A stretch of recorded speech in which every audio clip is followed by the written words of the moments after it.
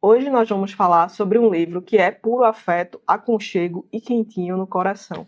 Eu estou falando de Chocolate Quente às Quintas-Feiras, da Michiko Aoyama.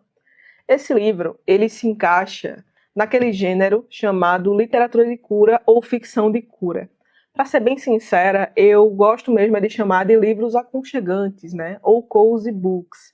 Sabe aqueles livros que parecem vir com uma proposta muito clara, que é de nos abraçar em momentos mais difíceis ou até um momento de transição? Seja a mudança de um ciclo, uma fase mais desafiadora ou aquela sensação de estar meio perdida no mundo. Eu percebo que essas histórias elas funcionam muito bem nesses momentos, sabe? Então, o livro que eu vou comentar hoje com vocês é exatamente isso. Como é que funciona a estrutura desse livro, né? São 12 capítulos ou contos que vão se interligando no decorrer da leitura. Então, assim, eu poderia dizer que esse daqui é até um romance interligado, porque um personagem que aparece em um conto ali em segundo plano, ele acaba sendo protagonista no conto seguinte. Então, você acaba que sabe aquela pessoa que você encontra uma vez na vida e nunca mais vê? Nesse livro, essa pessoa, ela acaba sendo protagonista e você vai entendendo da vida dela. E fiquem atentos, porque cada capítulo tem uma cor no título, que vai fazer sentido para a trama. Então esses detalhes são bem importantes. No primeiro capítulo, que é o que dá nome ao livro, né, que é o Chocolate Quente às Quintas-Feiras, nós vamos conhecendo a história do Café Marble através do seu atendente. O Marble Café, ele fica localizado nas margens de um rio, numa alameda cheia de cerejeiras. Então, só por essa descrição, eu já fiquei muito curiosa. Eu adoraria conhecer esse café, porque né, eu tenho o hábito, o costume de conhecer cafeterias novas, então eu já achei que deve ser linda assim a visão. E nesse café, o atendente repara que uma mulher, ela sempre vai no café às quintas-feiras, senta sempre na mesma mesa, que é em frente à janela, e sempre pede chocolate quente. Além disso, quando ela senta na mesa, ela começa a escrever cartas em inglês.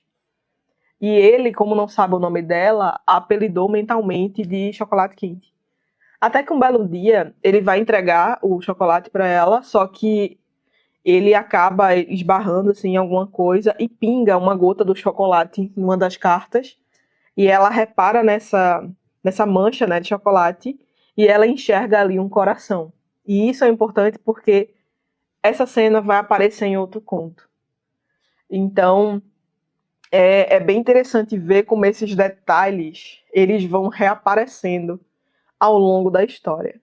O conto seguinte tem uma cor em destaque, assim, nesse primeiro conto, a cor que é falada logo no início do capítulo é o marrom, justamente remetendo ao chocolate. O segundo conto, a cor remete ao amarelo.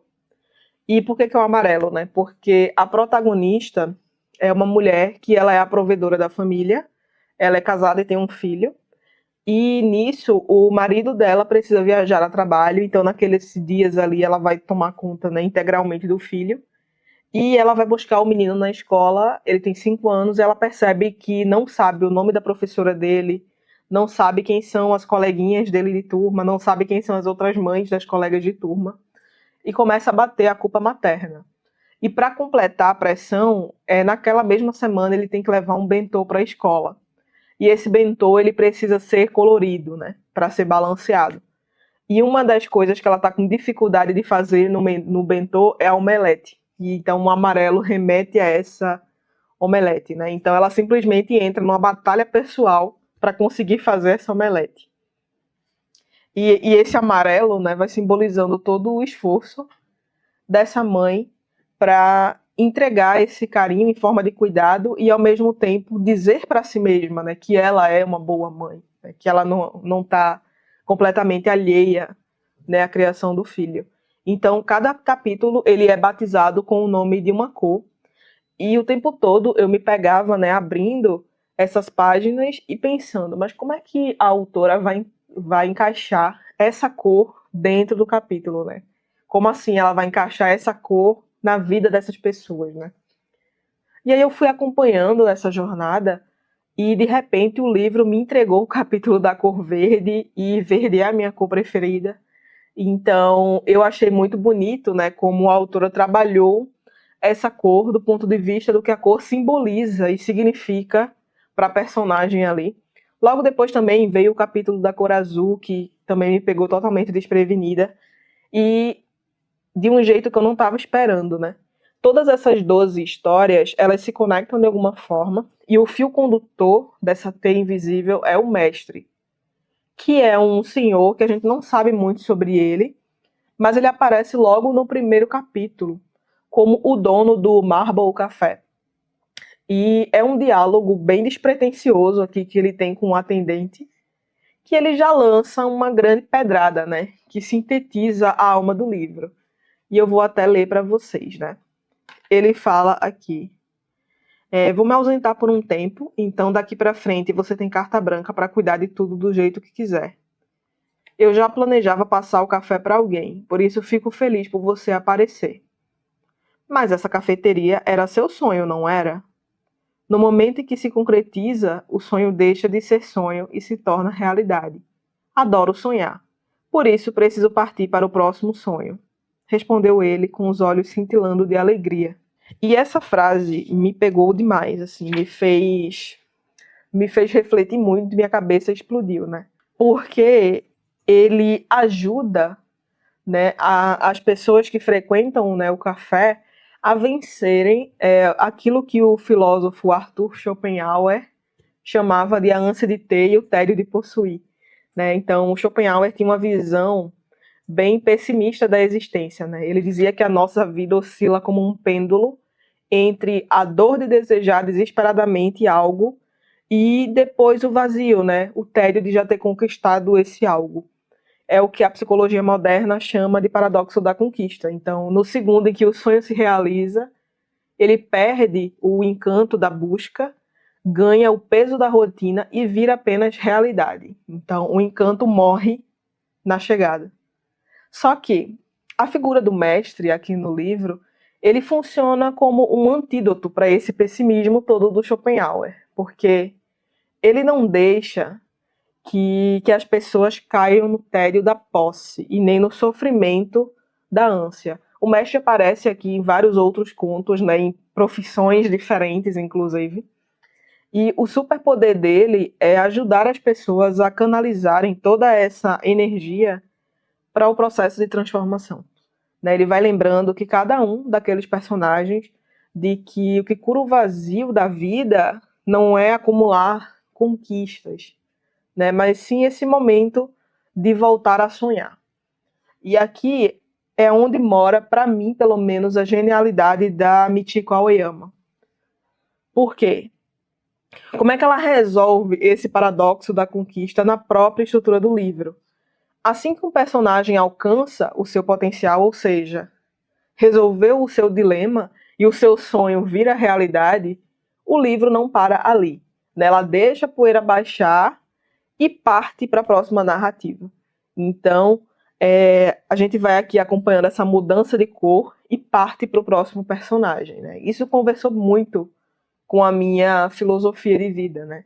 Eu sempre pensei que no momento em que a gente concretiza algo, né, que aquilo vira de fato realidade, a gente deve continuar mantendo, né, essa chama, essa vontade, né, e alimentando novos sonhos. Né? Então, para mim, a realização nunca é o fim da linha. Ela é apenas o chão do que eu preciso para partir para o próximo sonho, né, para me manter em movimento. Então, no fundo, esse capítulo, isso é o primeiro capítulo, tá, gente? Ele me lembrou muito de que a vida não é sobre o destino final, né? Mas é sobre essa teia bonita de sonhos, de desejos, de vontades que a gente vai alimentando e perseguindo, né? Ao longo da jornada. Então, eu refleti muito sobre isso, assim, sabe? Quando a gente tem um sonho, um desejo profundo, mas a rotina vai te esmagando, os boletos vão chegando e os tropeços fazem a gente deixando isso meio de lado pelo caminho. Eu percebi que esse livro, ele relembra um pouco disso, assim. E como um gesto simples, né, que o mestre faz aqui em vários momentos do livro, é uma palavra na hora certa, um incentivo naquele momento que você precisava, resgata as pessoas para a própria essência, sabe? Para algo que elas já estavam querendo há muito tempo, mas que elas não estavam dando muita atenção. Então, enquanto eu fechava esse livro, eu fiquei olhando para o teto aí alguns minutos e pensando nessa força invisível, né, que a gente carrega. Porque a verdade mais bonita que essa história me ensinou é que nós vamos tocando, né, a vida das outras pessoas o tempo todo e que nós muitas vezes não temos dimensão do impacto que nós temos na vida das outras pessoas. Então, pensa comigo, né? A pessoa que esbarrou em você no metrô hoje, o atendente que te serviu um café, um desconhecido que segurou a porta do elevador. Nossas vidas estão conectadas por fios invisíveis, né? Então, às vezes, um gesto seu que parece uma coisa muito boba ou insignificante muda completamente o dia de alguém e que você nunca mais vai ver. Inclusive, até a forma como eu soube da existência desse livro foi mais ou menos isso, né? Eu participo de um clube do livro aqui da cidade que eu moro. Nesse encontro era sobre um desafio literário e o país escolhido era Japão. Então nós tínhamos que ler um livro que se passasse no Japão ou que fosse escrito por um autor japonês. E uma colega do clube mencionou esse livro. E eu achei interessantíssimo, fui atrás e comprei. Então, esse livro aqui, ele é de fato um cozy book legítimo, né? Então não é só uma história sobre um café em Tóquio, né? É um espelho que nos lembra de olhar para si mesmo e também para o lado, né? Com mais empatia, né? De acolher os nossos momentos de transição, de dificuldade e lembrar que nenhum passo nosso é isolado do mundo, né? Então, assim, se você está no momento precisando, né, de um abraço em forma de páginas, de uma leitura que te traga paz, que seja acolhedora mesmo, e que silencie um pouco a sua mente, eu recomendo muito Chocolate Quente às quintas-feiras. E agora coloca aqui nos comentários, você já parou para pensar em qual desconhecido mudou a sua vida de alguma forma, através de um pequeno gesto? E qual é a sua cor favorita, né? Aquela que, se fosse um capítulo da sua vida, contaria a sua melhor história. Deixa seu like, se inscreve aqui no canal para a gente continuar conversando sobre livros e até a nossa próxima leitura. Tchau!